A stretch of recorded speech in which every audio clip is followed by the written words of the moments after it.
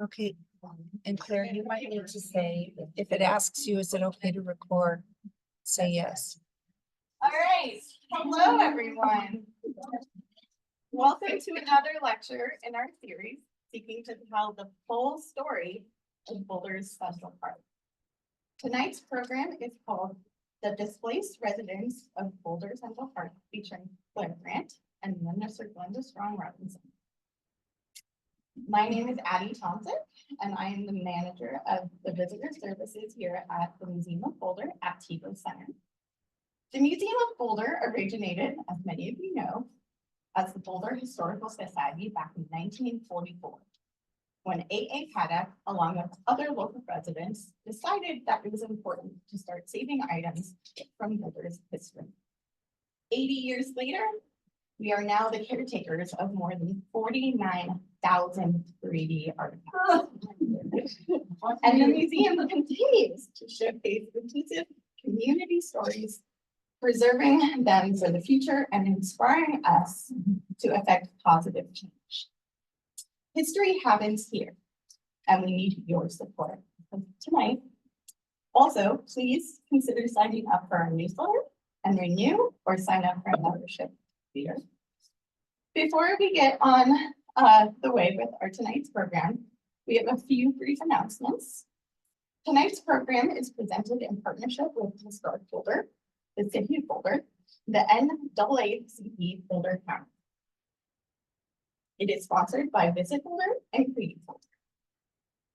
In addition to today's events, I'd like to call your attention to a few upcoming events that we have coming up on the museum. Next Tuesday is our final lecture in this series, and it's called Central Park Architectural Landmarks, featuring London Steeple. In September, our series Boulder Conversations with Extraordinary People returns every second Thursday of the month. Please also save the date for our 80th anniversary party on October 5th, 2024.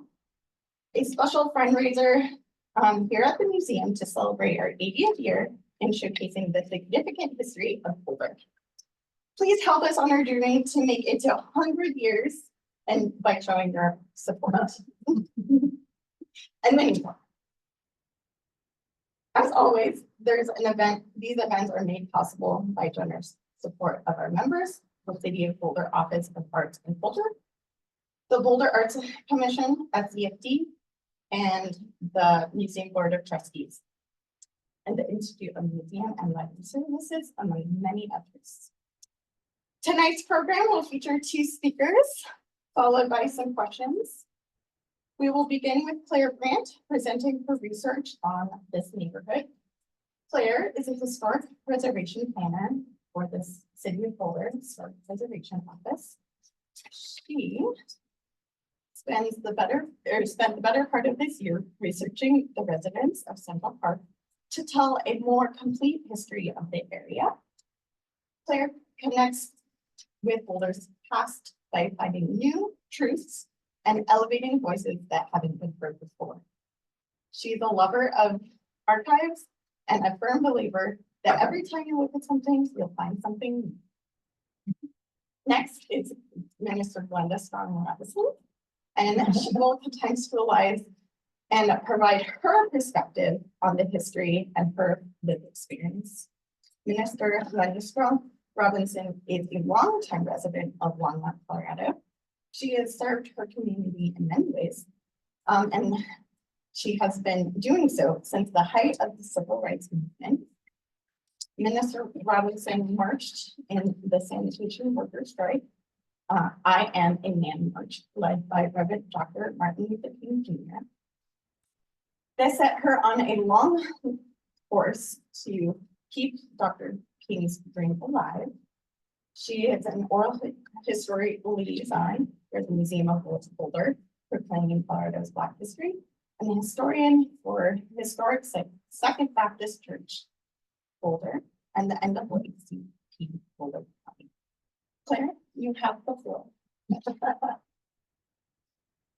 Thank you, Addie, for that welcome to the Museum of Boulder and the exhibit about Glenda's Central Park, which is OMG. For those of you who don't know me, my name is Clare Brandt. I'm a historic preservation planner for the city of Boulder. 50 years ago, city leadership with a giant shove from historic Boulder decided that we should preserve connections to our history.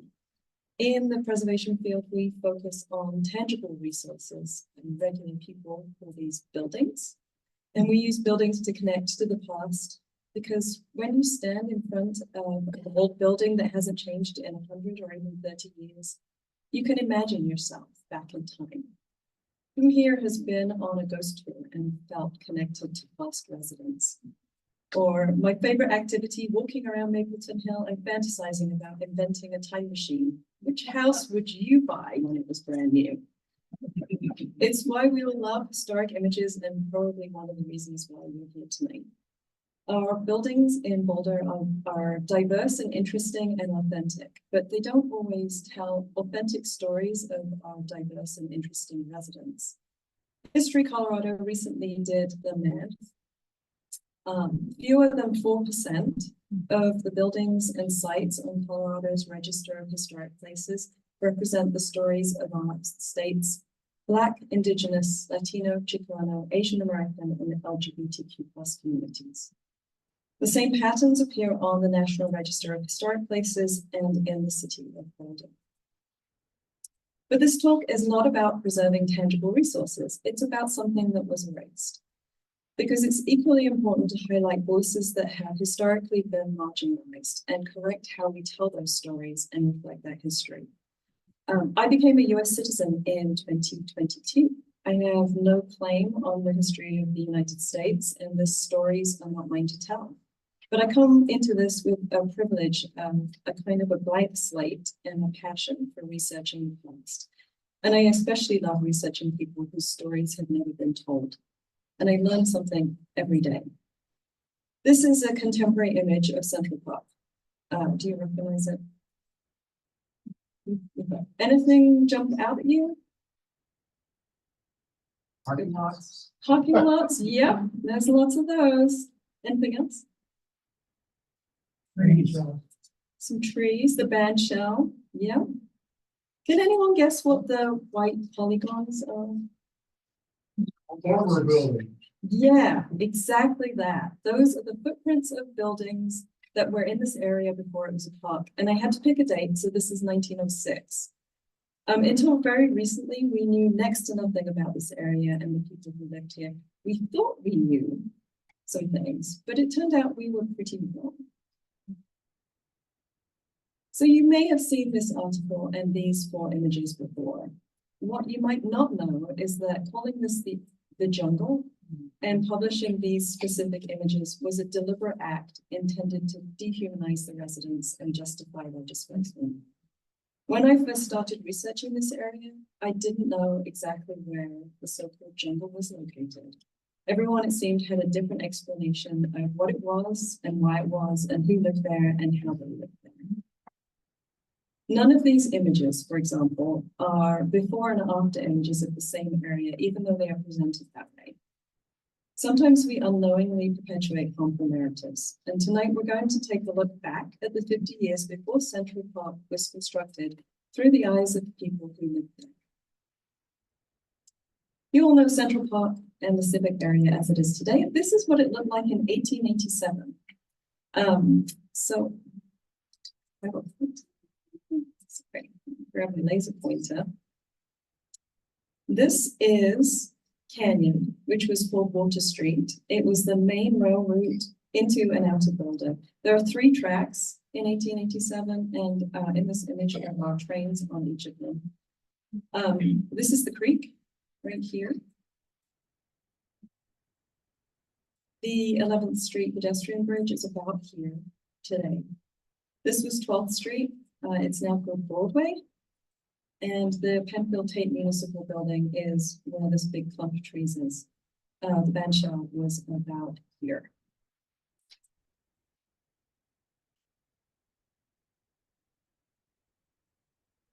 Oops. Should have brought a mouse. This blurry building that the arrow is pointing to, right here, takes up about 4 or 5 of the parking spaces at the Canyon Street entrance to the public. This was Molly Gordon's house. Molly Gordon was the first Black woman to independently own property in the city of Boulder. She arrived in 1881 when she was about 35 years old. We know little of Molly's life before the 1880s, other than what she told the census enumerator. She was born in Missouri 16 years before the beginning of the Civil War. Missouri was a free state that bordered slave states, but in 1840, 18 out of 19 Black people in Missouri were enslaved. In 1847, when Molly was 2 years old, the Missouri legislature enacted a law that prohibited non-whites from learning to read and write and gathering to worship. The same law also made it impossible for free Black people to enter the state.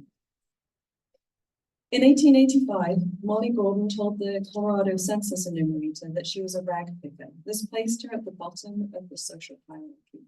She earned what she could from gathering rags and other recyclable trash that others had discarded. How did Molly become Boulder's first Black woman to own property in Boulder? That's also a bit of a mystery. This is the corner of her property in the 1880s, right next to the railroad track. This might be the back of her head, and if it is, it's likely the only photograph we'll ever have of her. She lived here from when she arrived in Boulder in 1881. In 1884, she was a fixture in Boulder so much that the newspapers used a racial slur to describe this area and Molly's property. Molly filed a land patent for a homestead claim on this lot, and the county commissioners eventually deeded her the land in 1890, so her claim had merit. This is the same lot a decade later during the flood of 1894. You can really get a sense of how close to the train tracks Molly's property was and how barren the land is. This is a train right here. The claim that Molly was a madam or a prostitute comes up a lot. She was fined in both Denver and Boulder in 1881 for running a house of prostitution. And there's a newspaper account that mentions her running a house in Boulder in 1886. To be a madam, she would have negotiated deals with white women and men, most or all of whom would not have seen her as an equal. She was perhaps Boulder's first Black businesswoman. But after 1881, she was not fined for being a prostitute or a madam in the city of Boulder, so the mystery deepens. From this image, we think that Molly lost her house in the flood of 1894. If she did, Molly rebuilt the same size house in the same location, tucked away from the train track. It would have been somewhat back here. We don't know much, but the only thing we know for certain was that she was resilient and resourceful. Molly's next door neighbor, however, was most definitely a madam. Marriott Kingsley, probably the older lady in the doorway, was an entrepreneur and business owner, and frankly, probably one of the reasons that the area had a reputation as being Boulder's red light district. She absolutely impacted the future displacement, which we will see. In 1884, Marriott paid a $34 fine issued to her and the inmates of her house. She owned 4 lots by 1896 in this area and was listed in the 1900 census as a fancy housekeeper, which was a Victorian euphemism for the head of a house of prostitution. Marriott Kingsley's business right next door to the train tracks was very upsetting to local affluent city residents, especially the improvers.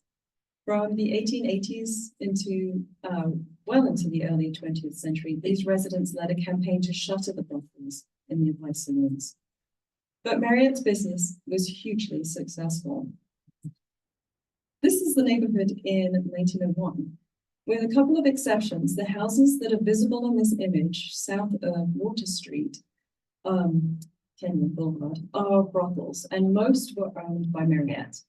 This sets the scene for what happens next in this area and how the area became the target for Boulder's improvers.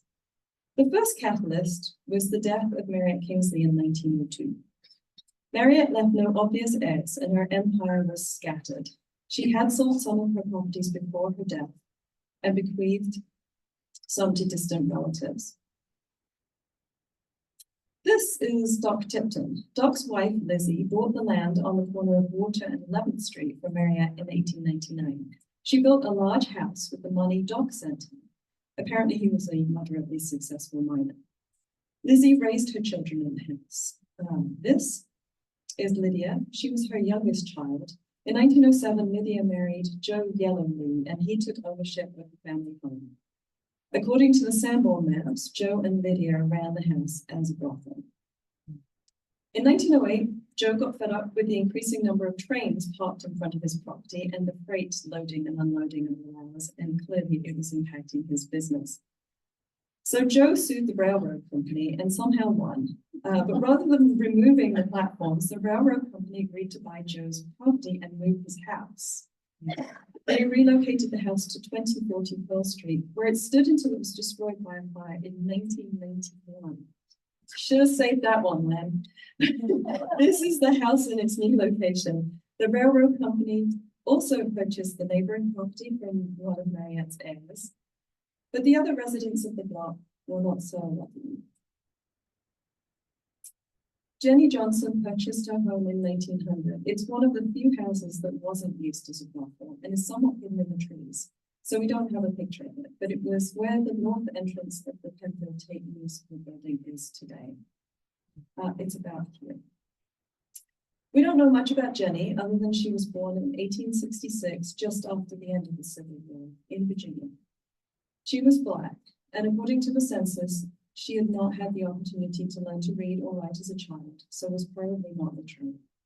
It turned out that when Jenny purchased her home, she didn't buy the land under the home. The previous owners had sold the land to the railroad company years before. So when Joe Yellowlee sued the railroad and won, the railroad company told Jenny to vacate, and Jenny had no option. Fortunately, she was resourceful. She had invented a cleaning preparation and advertised its sale and use in the newspaper. Molly Gordon, remember her, had died in 1904, and in 1906, Jenny's cleaning business was doing well enough that she had bought Molly's property. But with no options in 1910, Jenny moved a block west to Molly Gordon's old house, and the railroad company demolished her home. With Joe and Lydia Yellowlee's house moved, Marriott Ayres' house sold for $1,500. Jenny Johnson evicted from her home, and this house vacant for years. The neighborhood got a lot smaller. But does anyone want to take a guess at what made a successful brothel business in the late 19th century? I don't know about tunnels. I've heard that one. I don't know. Alcohol? Alcohol, maybe. Politics. How about lots of rooms? With the exception of Molly's old house, now Jenny's, the remaining properties had multiple small houses built on them. And here they are. In 1911, City Council unanimously adopted a resolution to endorse Frederick Law Olmsted's efforts, which included parking of Boulder Creek and other waste places, meaning the creation of the park. The city worked for the next decade to identify land to purchase. This is the initial topographical survey that was made under the direction of the city engineer at the time. It's rather telling that the central focus of the map is the cluster of small houses that were formerly brothels. This one here is Jenny Johnson's house. But in 1910, the census identified at least 9 families living in this small area. This wasn't the only neighborhood where Black people in Boulder lived at this time. Minister Glenda will tell you more about them. But with one exception, everyone who lived in this area was Black. It was a working class neighborhood with folks doing the jobs that were available to them. Jenny was a janitress. Others were teamsters, section hands, laborers, and cooks. This is Bud Beasley. He lived here with his father, Charlie, mother Aggie, and 2 of his sisters, Betty and Locke. His parents had 14 children in total. They followed one of them, Carrie, to Boulder in 1900. When Carrie married Oscar Williams, they settled in this neighborhood with the extended Williams family. The Beasley and Williams families rented houses that Marriott Kingsley had built as her empire a decade earlier. But in 1916, Charlie Beasley died and the family moved to Denver. Charles Cheney and T.A. McHugh, two big names in the Boulder improvers story, purchased the property through a tax deed for $8. $8. Because Marriott's heirs had not paid their property taxes. Cheney and McHugh gave the property to the city for the park in 1921.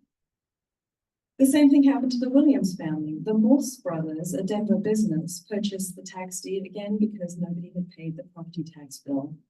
The Morse brothers made a profit when they sold the land to the city, also in 1921. Between 1918 and 1922, 10 out of 13 homes in the neighborhood were bought for a tiny portion of their value through this mechanism, oftentimes right from under people. Eugene and Elena Roper moved to Boulder from St. Louis City, Missouri in 1911. Eugene was born there in the 1860s. He worked as a barber. Elena was born in Mississippi. When they bought their house in the neighborhood, they purchased the house and not the land. Eugene died in 1916, leaving Elena the house. But in 1921, the land under Elena's house was purchased by the city because nobody had paid the tax bill. The city attorney sold the house, Elena's home, for nearly a decade. Elena moved to Washington, D.C. to live with her children. The plan for displacement was strategic and deliberate. By 1923, there were only 3 properties that were occupied. Jenny Johnson still lived in her house and was the only remaining Black resident. Ruby and Peter Shaft owned Marriott Kingsley's old house, and the Beasley house, which originally was Marriott's brothel, was now rented to 3 families: George Huff, married couple John and Emma Bay, and their 4 children, and Emma Burge. Photographs of George Huff, John and Emma Bay, and Emma Burge were printed in the newspaper as a way to justify his displacement. This happens to be an image from the rear of the property. The roof of Marriott Kingsley's large brick brothel is in the background at the center. The other buildings shown are small cottages, outhouses, and sheds. But for years, this has been our misrepresentation of the neighborhood. Jenny Johnson requested the city pay her $10,000 for her house. It was priceless to her, even though it's valued on the map at $170. This was at a time when a deed to a property would transfer for around $500 or $600 plus other valuable considerations. The other valuable considerations were an envelope of cash that paid for the rest of the property without it increasing the tax value. So when the city paid Jenny $750 for her home in 1928, she didn't buy another property in Boulder, and we don't know where she went. The newspaper article describes exactly what happened next to the neighborhood that had been considered an eyesore for the last 50 years. The land purchased provides an excellent dumping place for dirt from the paving district. No better opportunity than this will probably ever be presented to the city of having this section of town leveled up with good dirt. The area was cleared and filled just as promised. By 1937, the year this picture was taken, the neighborhood was completely erased. And until recently, the way we talked about the people who lived here added to the harmful narrative of erasure. Today, even though there are no physical structures, maybe we can consider this area in a different way. Next time you're at the library parking lot or the Penfield Tate Municipal Building, think about the resilient women who lived between Boulder Creek and the road, and imagine what it was like when they stood there. Our connection to this history relies on what we know and remember of their past.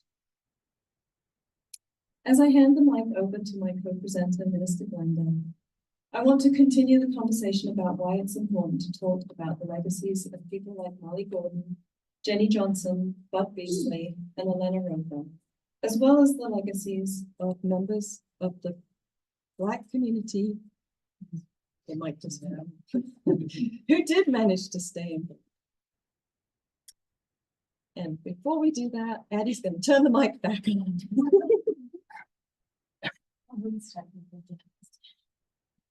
Maybe I'll read.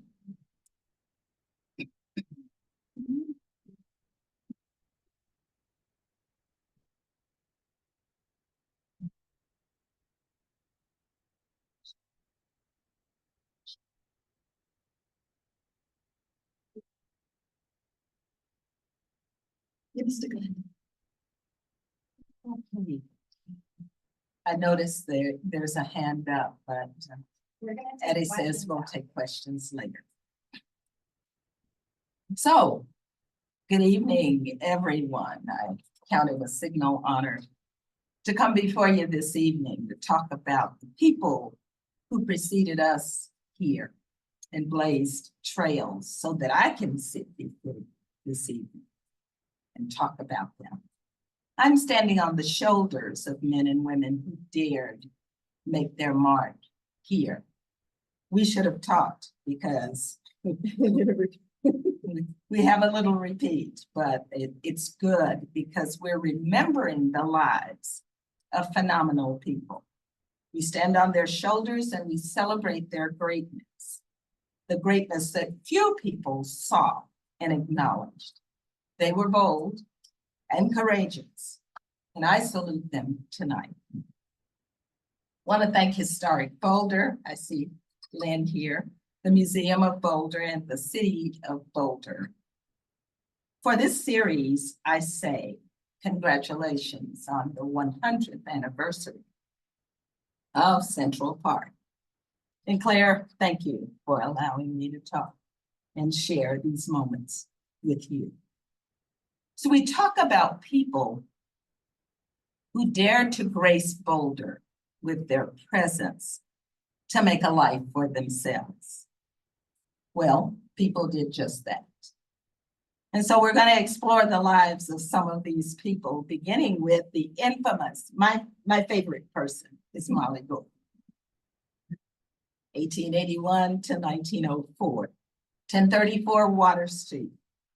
Now, she described herself as a rag picker, a laundress, and a domestic. Molly Gordon is reportedly the first Black woman to own property in Boulder, a victory within itself. Molly was arrested for living with a white man while unmarried. Oh my God, I wonder what they would say today when they requested to be married by the courts. The court's request was denied and they were laughed at. Despite all of her trials and tribulations and struggles in her life, she made music and entertained many people, entertained the community, and made people happy.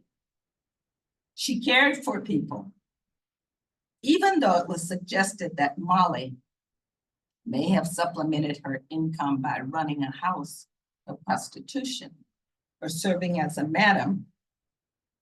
I believe that Molly was an against all odds, but by the grace of God, survivor and a phenomenal woman.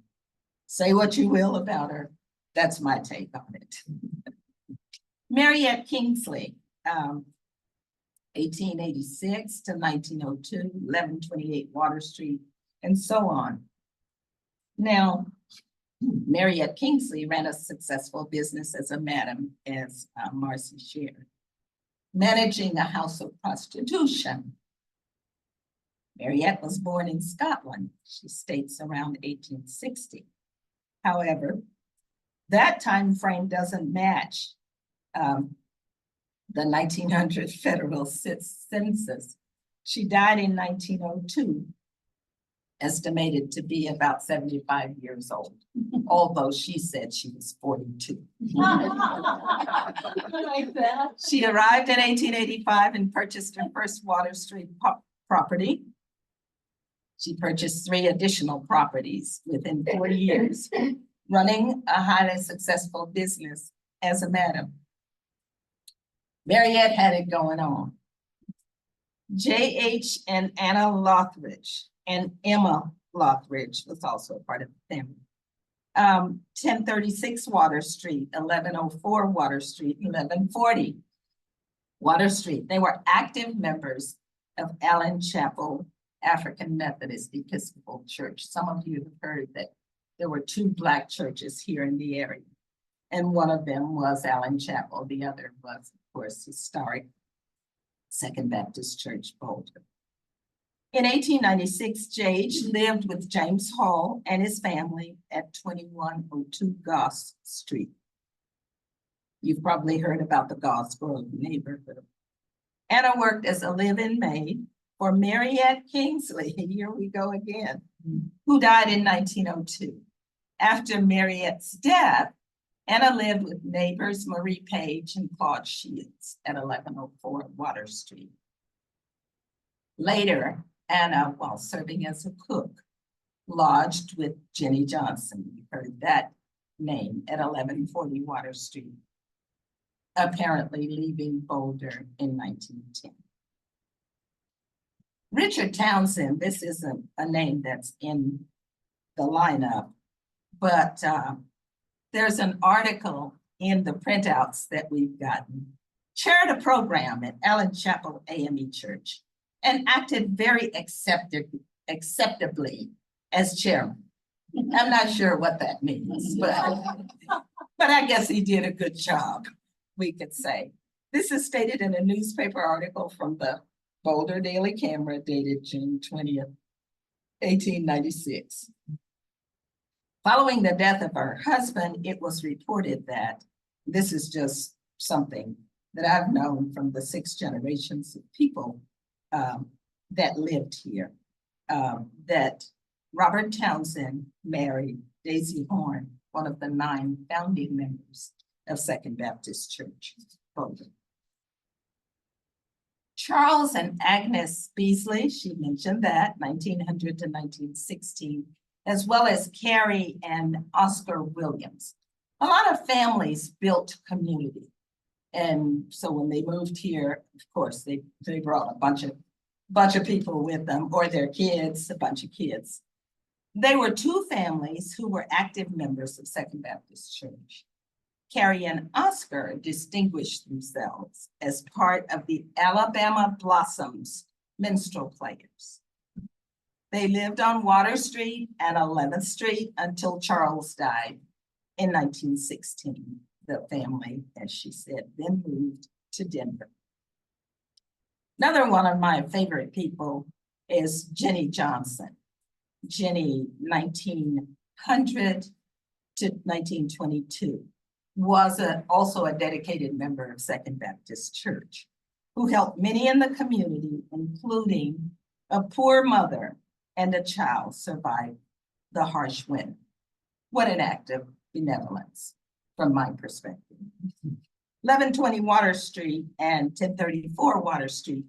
Jenny was a self-made businesswoman who started that cleaning business that Marcy described and had the nerve to create her own cleaning products. I think the ad said, I'll clean, for a fee. I'll bring the products if you'd like. If not, you provide your own, but I've made my own cleaning products. Go, Jenny. Jenny was forced to move from her home of 10 years after Joseph Yellowleaf sued the railroad company. She did purchase a house and the land 1 block west and lived there until the city of Boulder forced her to move in 1928. You also heard about Eugene and Olena Roper, 1032 Water Street. They moved to Boulder from St. Louis in 1910. Eugene, a Royal Arch Mason and one of the few Black barbers in the area. We still have a shortage of that in 2024, beauticians and barbers. They purchased a home, but not the land. Go figure. At 1032 Water Street with his wife, Olena Roper. Eugene died at his residence at the tender young age of 56 years of pulmonary tuberculosis. Olena left Boulder and moved to Washington, D.C. to live with her son and her daughter-in-law, Roscoe and Daisy. And then one of the other notable people, I think his picture is up there, is Chester Scotchman and Ida McClellan. His nickname was Scotchman. Chester and Ida McClellan. At 1032 Water Street, 1918 to 1921. Chester worked as a janitor from 18 to 21. Chester was a Black man whose nickname was Scotch. I don't think Ida McClellan was Black, but she talked about how he was a great man and he was a great husband at first, and then he started hitting the bottle. So after they purchased a farm, and then they left for unknown reasons. But anyhow, in that packet from City of Boulder describing all of this, it talks about how she petitioned for a divorce from Scotchman Chester because of his carousing and his drinking. I'm not sure why that made headline news, but it did. After owning a farm, they left, it says, for unknown reasons, and then they rented 2 houses on Water Street and lived there with Chester's daughter and family. Ida disappeared. Then Chester remarried in 1921 and moved to 2238 Water Street. So those are just some of the descriptions of the families that she described, Marcy described the area where the people lived. And they were displaced residents. We call it gentrification. I don't know what anybody else call it, but calls it. But this appears to be what happened to the Black families that lived there because they wanted to develop the area. And it is, of course, the beautiful metropolis that you see in these parts. I want to say a little bit about, I noticed that it was mentioned in my description. I've been a member of Second Baptist Church since 1980. So for the last 44 years. I'm the second woman minister on staff there. And I want to talk about one of the families, 4 of whom were the founding members of Second Baptist. That would be the Lingham family. And so those are the 6 generations that I'm actually familiar with and intimately involved with. And I've known them actually since the 2nd generation. We called her Granny. But Frank and Lulu Lingham were founding members, 2 of the 9 founding members.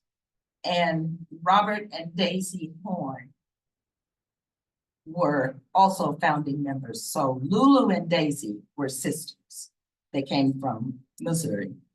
And so that was the 1st generation. Second Baptist Church was begun on January 7th, 1908. So Frank and Lulu and Robert and Daisy were a part of them. And you've also, some of you have heard about the Reeves families and all of them who lived in Goss Grove. The 2nd generation was Irving and Mary Lingham. And then some of you have heard about Aunt Grace. Grace Lingham was born in 1902, and she passed away in 2000 at 97. So Aunt Grace made some mean blueberry cobbler and blackberry cobbler and peach cobbler, all of that. And she was the church secretary for 53 years. And so they did a lot of things. We called Mary Lingham Granny and Aunt Grace. So Granny and Aunt Grace were quite a team.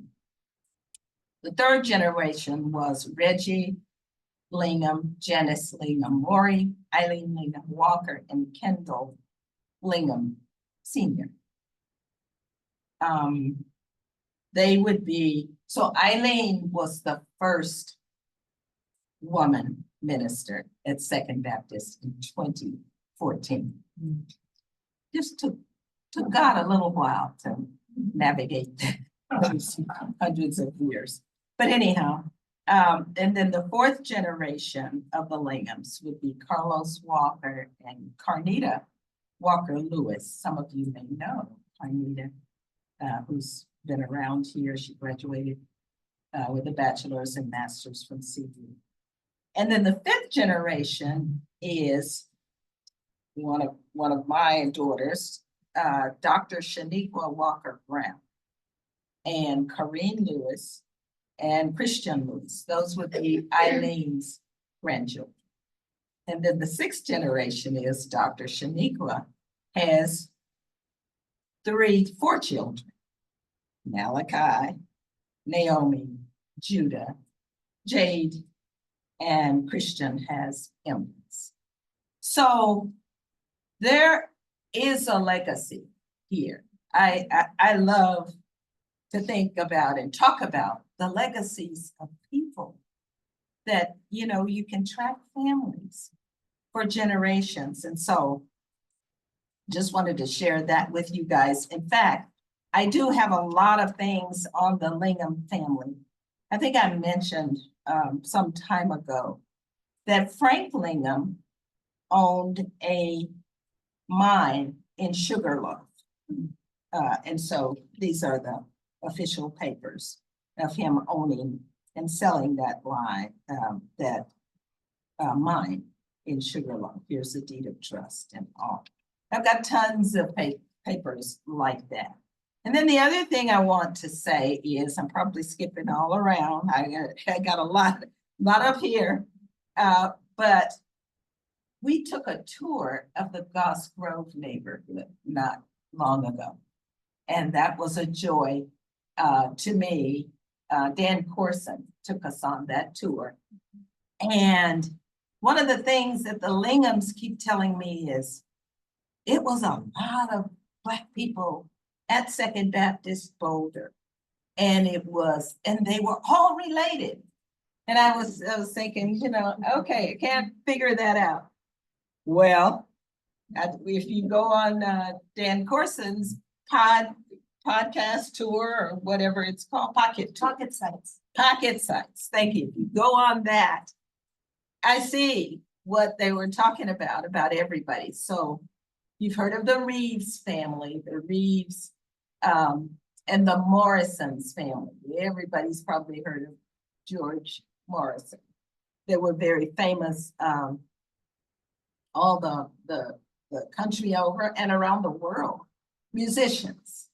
So the Reeves and the Rays and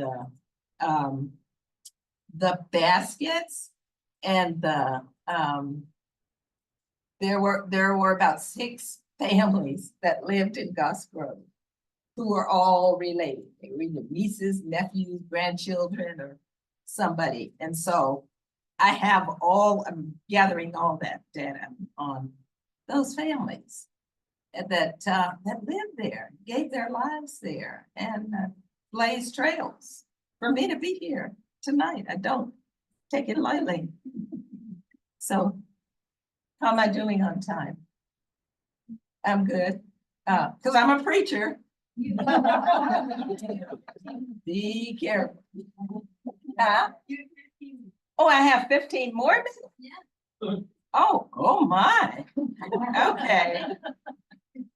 Well, one of the things I guess I want to say is about Second Baptist Church Boulder. I think I've been talking with some people about us establishing the historical sites for Boulder. 1837 19th Street was built in 1945 by the members, and the men came and they picked up scraps off construction sites. And I always say, you know, we're good at making big things out of scraps. So the men gathered the scraps, the women came and made dinner in the evenings, and, you know, helped the children with homework. So in 1945, The structure at 19th and Canyon, many of you probably have seen that. That has September School or something written all over it. Well, that was our place of worship from 1945 until 1991. So in 1991, we purchased 5300 Baseline Road, which is now our permanent home there. But there have been so many families that have come through. Me personally, was a member of the I've Been Moved company, IBM. And so we moved here in 1980. And so basically we've been here ever since then. But the people that came before, so 1945, in fact, when we go downstairs, if you've not been on the tour of Proclaiming Colorado's Black History, the picture on the outside before you go inside the church is a picture of the completed edifice by the members in 1945. And so as we finished that, the price on that was $5,000. And so in 1946, one of the things in the Black church is if you're fortunate enough to burn the mortgage, that's a big deal. And so in 1946, you pull the Weber barbecue pit inside the church, light the charcoals, and drop the mortgage in there. So in 1946, that happened. We then moved to 5300 Baseline Road. That price tag was $898,000. And so we moved there in 1991. In 2001, 10 short years later, Jan Oldham, whom many of you know, and Barbara Lambert and Walt Sampson drug in the barbecue pit, the Weber barbecue pit, and we dropped the mortgage into the pit, and we were able to burn that. So many, many families have come through Second Baptist Church, Boulder. And you know, we've had our ups, we've had our downs, and we've been able to weather some storms. It hasn't been easy, but it has not been all bad either. Many people have come through. For that, we're grateful. But I'm there still 44 years later. Yes, sir. Do you have time for questions? Could you tell us a little bit more about the story of Jenny Johnson taking in the young woman and her daughter? Was that Jenny Johnson? Yeah. I just think, you know, there were people, well, we talk a lot about the beloved community. And there were people who were generally there and just became that for the residents. And she just saw this woman and her child. And I guess it was a harsh winter. And she took her in and nursed her until spring or summer or later. But to me, that was benevolence, and that was the beloved community, and that was the people's heart for the people. Yes, ma'am. Is it Clare? At the end of your talk, you had all those photographs. Are there names that go with those people? There are not. Actually, those are, so the question was, who are these people? Eddie, I think the mic stopped working again. Sorry. Yes. Is this one working? No. No. No.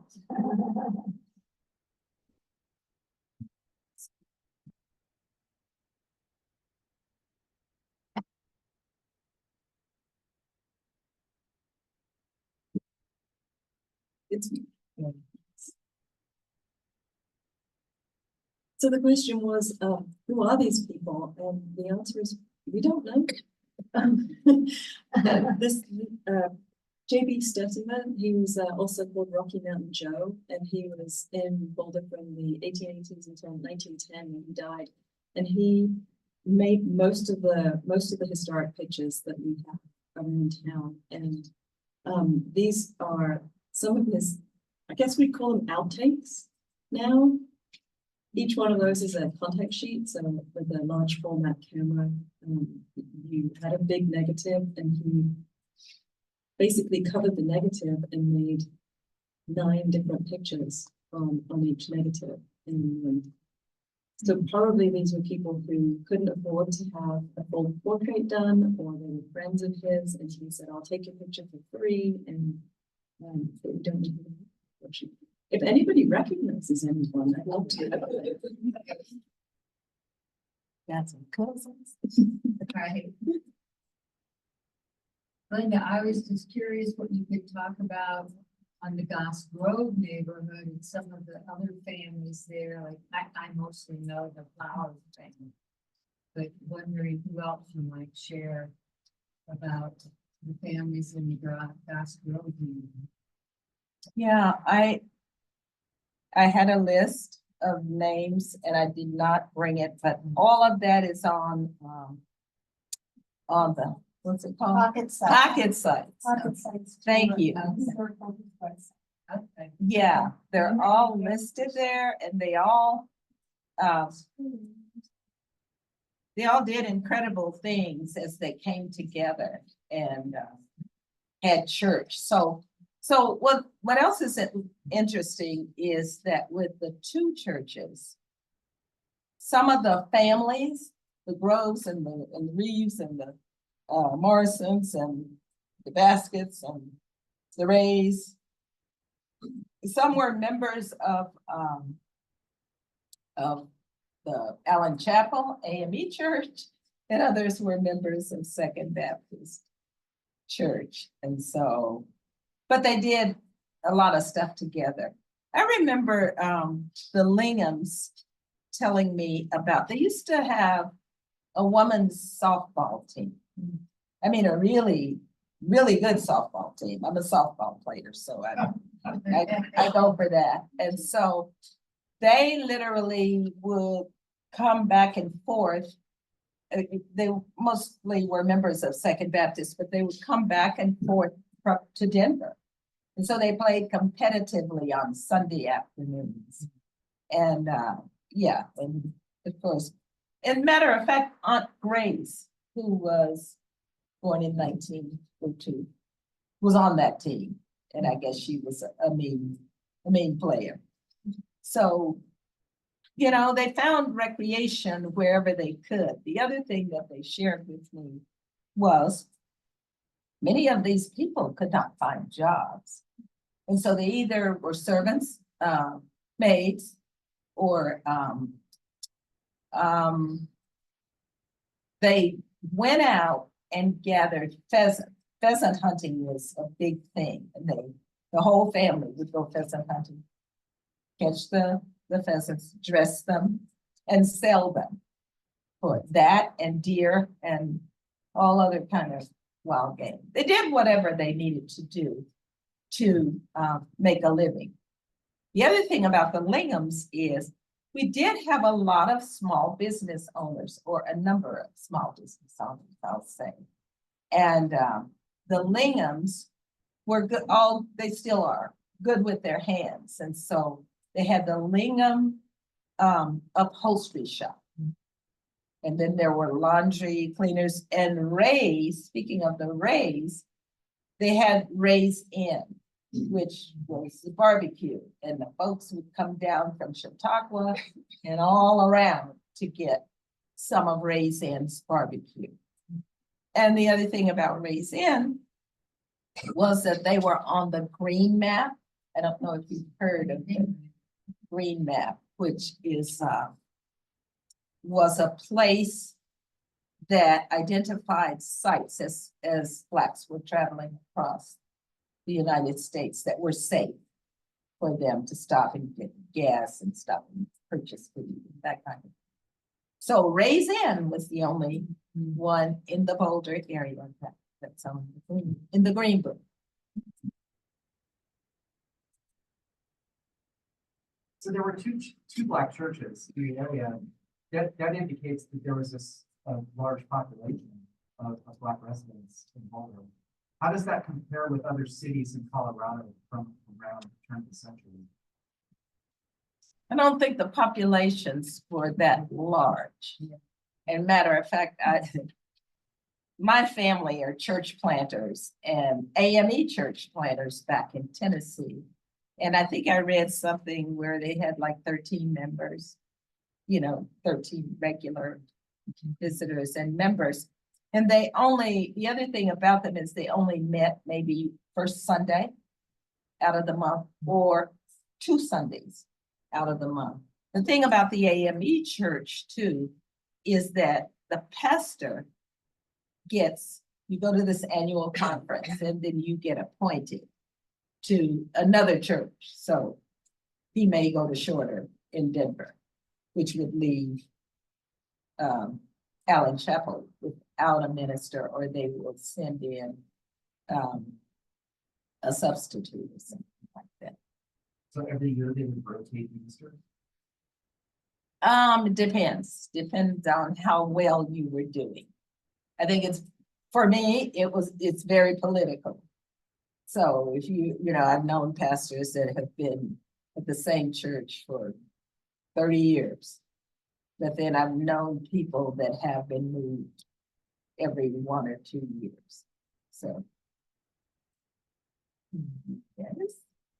You mentioned a little bit earlier in the presentation, there was one of the houses was destroyed in a flood in 1904, 1914, 1890. Okay.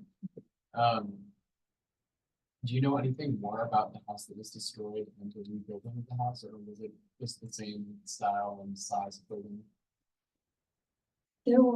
So the question was about the rebuilding houses after the flood. The Boulder Creek flooded pretty badly in 1894, 1897, 1804. It happened a lot, and people lived really close to the creek at that time, and the houses were pretty simple. I think it was the 1894 flood made it all the way to Walnut, which is uphill a couple of blocks. So it destroyed pretty much anything in its path. The information that we have is based on Sanborn maps. So the Sanborn Fire Insurance Company made maps of various areas that they thought were at fire risk, and they didn't want the whole city to burn down, which obviously you wouldn't want. So they made a fire map and insured people based on how well constructed their houses were. So we know that it was Molly Gordon's house that we think that she lost it in the flood of 1894 from an image, but we don't have really consistent maps of that time. But we do know some things. We know that it was 1 story. We know that it was built of frame, not brick. And we know how small it was, about 4 or 5 parking spots per car. So pretty small. Where I have spent many days in the library in the last 3 or 4 years researching this area. I want to commend you on the digging that you have done to unearth these gems of information, because some of these photos and maps, as much time as I have spent, this is stuff that I've just not seen before. I think you've done a masterful job.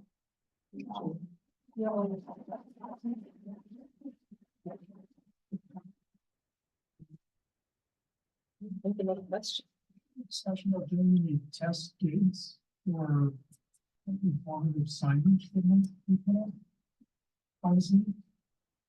It's possible. The Parks and Recreation Department right now is working on phase 2 of planning for the area. So I think that they're open to hearing ideas. So I encourage you to talk to them about it. What's the best way to do that, Claire? I don't know. I'll have to get back to you. I think probably going to Parks and Rec Board meetings and doing open comment if you have an idea. You can also email me. Anyway, so my contact information right here. And I'll be happy to connect you to the right people. You mentioned, articles in the Boulder cameras going back to the 1890s. Are those available like in the Boulder Public Library, or how do you access old issues of the Boulder? There's a project right now where they're being archived, and it's called Florida Historic Newspapers. I can probably find the URL for you, where you can actually search things online. Not all of the daily camera is archived. Some of it is also available at the Carnegie Library in microfilm, which is a lot more difficult to go through than being able to search it online. So there are also a number of other newspapers that covered Boulder back in time, and they came and went, but there are a lot of those that are also archived in the both the digital archive. They're getting around to digitizing all of them, but also there's a the Norland Library has a rare and distinctive reading room, and you can make an appointment to go there. They also have things on there. Yeah, Leonard. I believe there were 2 houses within the property boundaries of the current Central Park. The Jacob Faust and the house and the Mackenzie house. The Faust house was destroyed in the 1894 flood. Mackenzie house existed up to the 1921. Do you know anything? Have you uncovered anything about was Mackenzie the Mackenzie who developed the first oil well in Boulder and the big house in Mapleton Hill? And then what happened to that house over a period of time? Have you found anything about that house? Yeah, the Faust house, not so much. I think that was further down into Goss Road. I'm not entirely sure where that one was, but the Mackenzie house is the house that's right here. It's in a dot right there under where Lodge Tree is now, mid-band shell. That house was built in, we think, 1877. Don't quote me on that one. It's pretty old. It was very, very old. We have a lot of pictures of it. It's one of those houses that appears in pictures at the edge of flood pictures. There's a wonderful picture of it with people who look like they're wearing nurses' uniforms standing on the porches. The house was very large. Mackenzie never lived there. He built it. He built it and never lived there. And we think he used it as a boarding house for its entire time. The interesting thing about that house is that there are pretty much no other buildings around it, which is, it was a lot of land for one house. There's a greenhouse right here. Which was there from 1897. And it was a business. It was a thriving business until 1928 when it was demolished for the park.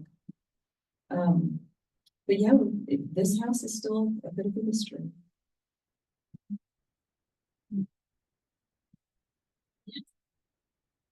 Minister Glenda, question about the cemetery and because we've got our upcoming Meet the Spirits event. This is it September? October 6th. The day after the museum's things. Good times.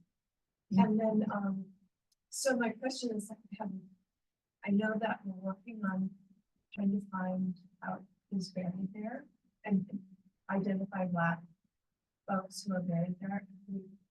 How many people are, how many Black folks? And where would they have been buried if they were buried that from this?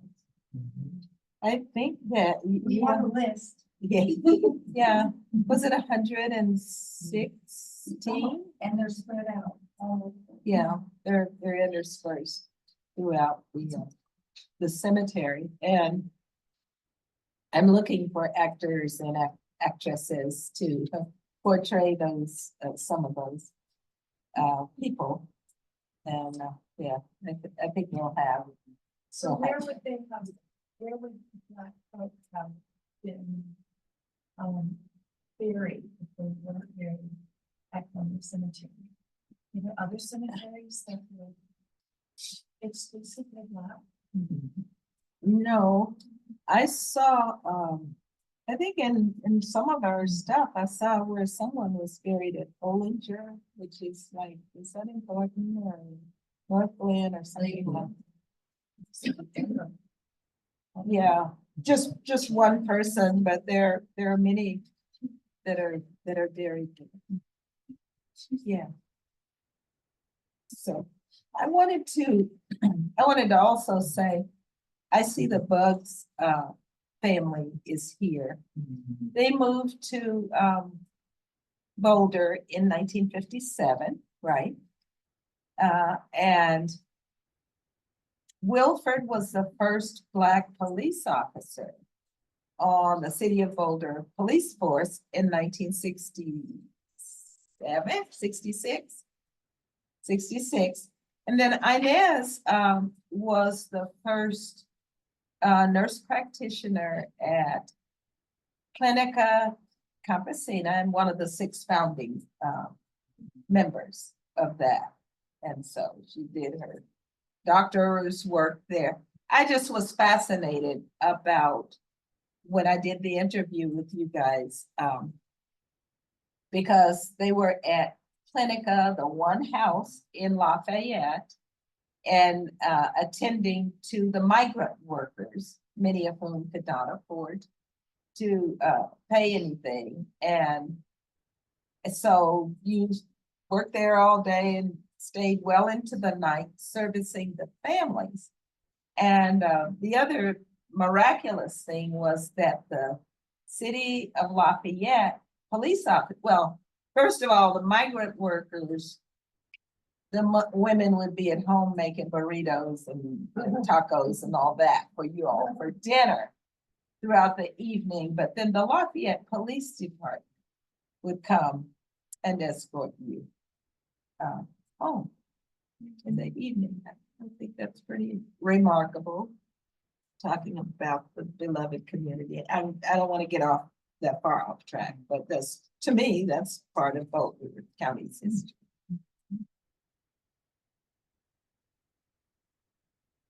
So thank you.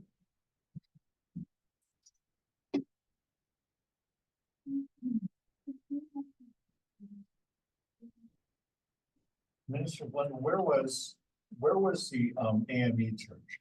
What part of town was that? And it predated the Second Baptist Church? Yes, and overlapped a little bit. It was at 18th and Canyon. Oh, We were at 19th and Canyon, 1837 19th Street, right on the corner, Second Baptist. But I think Allen Chapel was a little bit the 18th. It's on the market site, Stuart, the site. Yeah. yeah. Glenda, you said Second Baptist was founded in 1908. Yes, sir. So where did you worship between that and the building was built? So they started worshiping in carpenter shops and just little buildings that they could. And then the first real edifice, or wasn't really an edifice, it was a carpenter shop at 24th and Pearl. I think it's torn down. It's nothing there. But at 24th.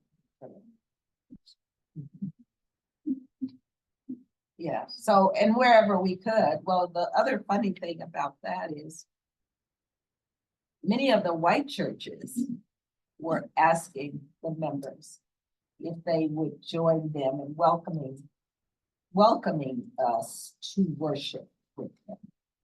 But the Second Baptist folk were like, nah. Don't think that's gonna cut it.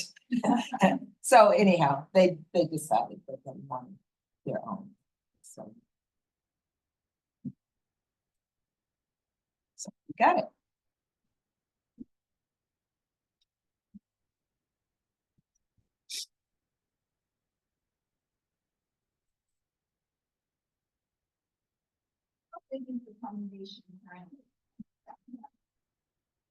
So we're down to probably 100 members. We have ebbs and flows. I mean, there are times when we have to set chairs out in the aisle. There were times, I'll say. Since COVID, not so much. And people can stay in their beds and watch online and not have to get up and get out. And so people are choosing to do that. So your services are all on Zoom also? Yes. Yes. The sermons are all I'm dating myself. Right, yeah. What are they? Facebook. Oh, no, it's not on Facebook. Website, thank you. Thank you, yeah, they're all on the website.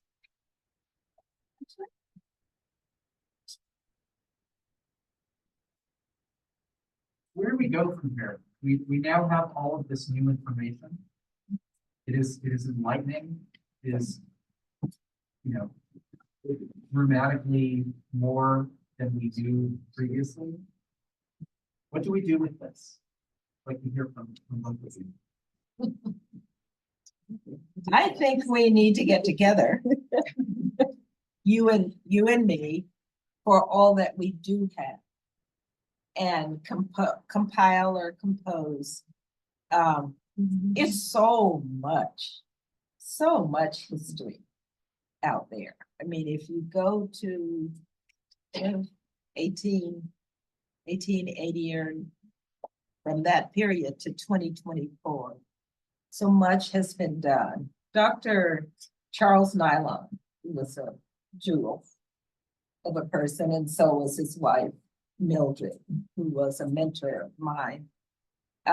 Thank God he did the collection, the Charles Nylon collection of history that is on file at the Maria Rogers Oral History Library. And then this Proclaiming Colorado's Black History exhibit has just been incredible for me. I've been doing the oral histories and I have people calling me, especially athletes from the 1960s, who played in the, there was a Liberty Bowl game that they played in that they won. And they were not allowed to stay. I'm from Memphis, and actually Dr. King was killed there in 1968, but they hadn't quite caught up with what was going on with the civil rights movement. So they had no cheerleaders and no Black people. So they refused to let the Colorado Black players stay. They wanted to divide them. And so they told the coach and the white players that they could come to the reception, they could stay at this hotel, they could do this and that. And the player said, no, we are. And so that brought new meaning to the phrase, shoulder to shoulder, fight, fight, fight. Oh. Because they all locked arms and said, no, we're not separating, we're here, we're one. They played Alabama that day. So they beat Alabama that day. And that's where Bear Bryant got his. He said at that game, if you want to win games, you need to get some players that look like this. So we need to have that in our history.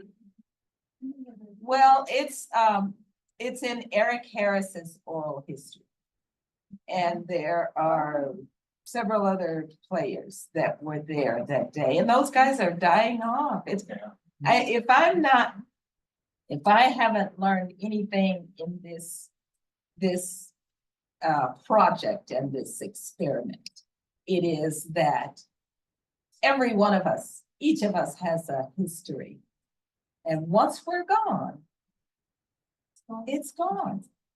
My story is gone. Your story is gone if you're not telling it. And so we're digging, we're digging in files and in libraries trying to get the other thing. So anyhow, I've had a ball, a blast doing these oral history interviews.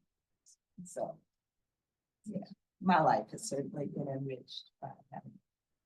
And we appreciate it. I should add to that too, a plug for, it's okay, I'll just, yeah. A plug for, our Heritage for All project, which is a statewide project. And the idea is that, by the, Colorado's 250th anniversary, which coincides with the, no, sorry, the United States is, see, I've only had my citizenship for 2 years, so I've got to 150. United It's our America. 150th birthday. Thank you. The state of Colorado is making a big effort to try and complete the histories that we tell by filling in some of the big gaps that we know that are there. So I think that's going to include more oral histories from diverse people, and certainly can include preservation and telling stories about the places we don't know about. And I think that's really exciting. So.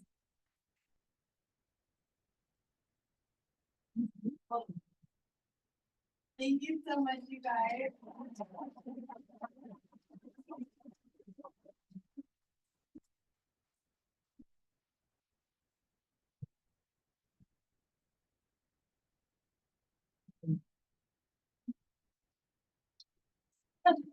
I see.